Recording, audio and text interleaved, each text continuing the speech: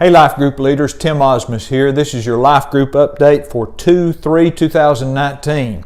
I don't know about you, but the dates in March and February always keep me confused because unless it's leap year, the dates are on the same day of the week. So Sunday, February the 3rd, and then there'll be a Sunday, March the 3rd. So it can get a little confusing sometimes every year except leap year.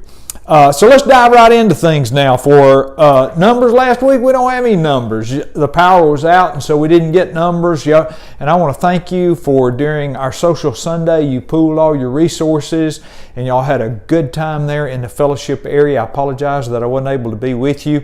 I was at Fort Oglethorpe with Joe and his group up there, and they had a great class, and we had food and power in that class up there. So I appreciate Joe and everything they're doing at Fort Oglethorpe, and I appreciate everything you guys did to pool together your resources.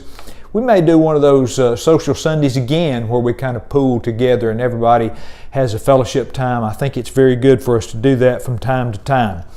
Hospital meal ministry this week is Home Builders. I want to remind them that to take care of that for us if they would please. Then February the 23rd is our Righteous Manhood Conference. There will be people at the welcome desk this week to sign folks up. Gentlemen, let's go ahead and get signed up for that. Remember, there is a provision there for an early sign up. I believe it's before February the 13th. And then we also have a provision in that for young people, teenagers, to come if you'd like to bring them. Our next Life Group games are March the 23rd, or March the 31st, excuse me. March the 31st is our next Life Group game, so remember that.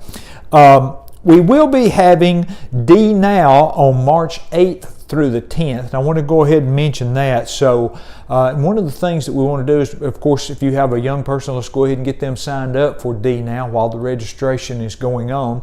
But one of the things that we want to do is we want to get our life groups involved in the D Now process this year. So what we're going to ask our life groups to do is to help feed those young people breakfast on Saturday morning and on Sunday morning. And what I'm thinking about doing here, or what I am going to do, is divide us up into two different teams, maybe a red team and a blue team, and those two teams can coordinate together. I'll kind of make it to where the life groups are split down the middle, and you can do whatever you want to for breakfast. Just remember, teenagers like a lot of breakfast. So we'll be working on that, and you'll hear a little bit more of that in the coming couple of weeks. So that's going to be great. D-Now is a wonderful time, and for us to engage with them and let us know how much we care about the spiritual condition of those young folks is a very important thing for life groups to do.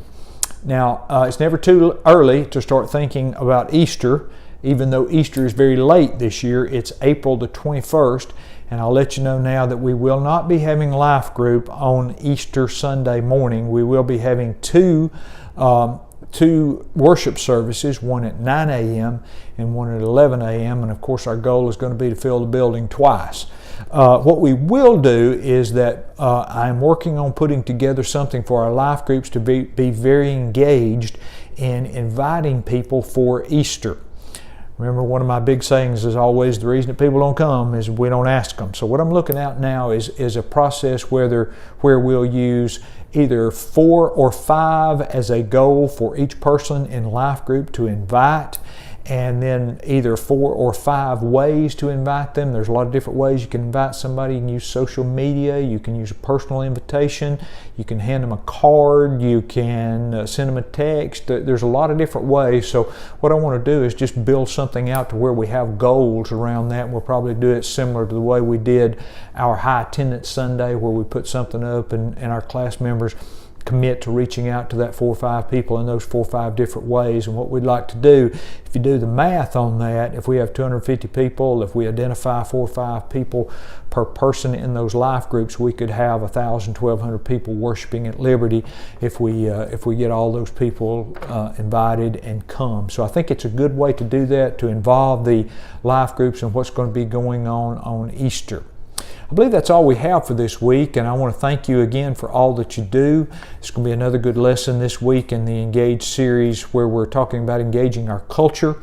We'll be talking about marriage this week. I'm sure that's a hotbed issue in our country right now, so just remember to stay scriptural with that. keep your people on the right path, and I'm sure you'll have a good class this coming week, and I'll see you at 8:30.